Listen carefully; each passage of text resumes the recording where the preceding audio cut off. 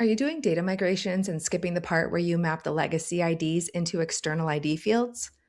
Consider this your warning. One of these days, a client's going to ask you the tough questions, and you're going to want to have the receipts, proof, timelines, and screenshots already collected.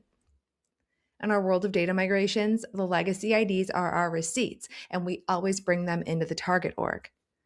Because I'm a little bit unhinged, I've decided to really double down on the housewives theme for today's mini mastery because every good data loading professional prioritizes validation and proof. For those of you not familiar, each housewife has a short, punchy, and sometimes iconic phrase that they say during the episode's opening credits. Naturally, each master of migration needs her own tagline as well. This episode gives you 5 unique and memorable reasons to map legacy IDs into external ID fields. First up, legacy IDs are your receipts. And if there's one thing we've learned from Real Housewives drama, always keep the receipts. Tagline to remember: without legacy IDs, reconciliation is just vibes.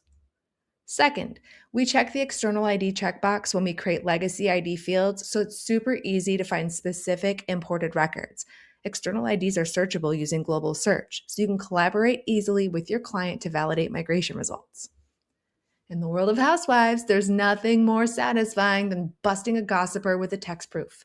Tagline to remember: say whatever you want, the truth is at your fingertips. Third, we always take the time to copy our success IDs back into our data workbook so that we can show the client each legacy ID and new Salesforce ID side by side.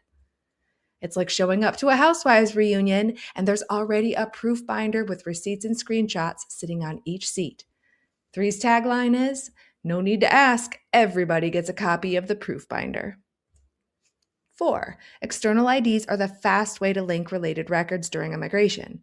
Want to load contacts? Skip the VLOOKUP in Excel that brings in the related account ID. Instead, set Data Loader to reference the legacy ID field on the related account.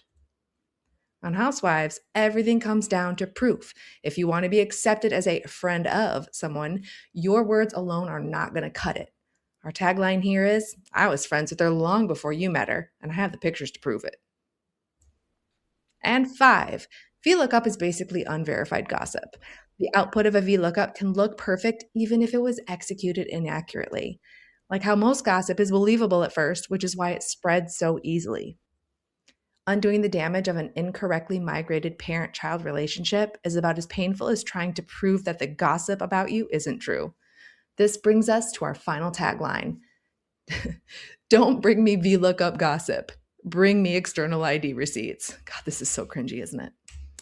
On next week's 2-Minute Mastery, we're going to jump into Data Loader and practice what we've preached. You'll learn exactly how to load parent and child records using this external ID method.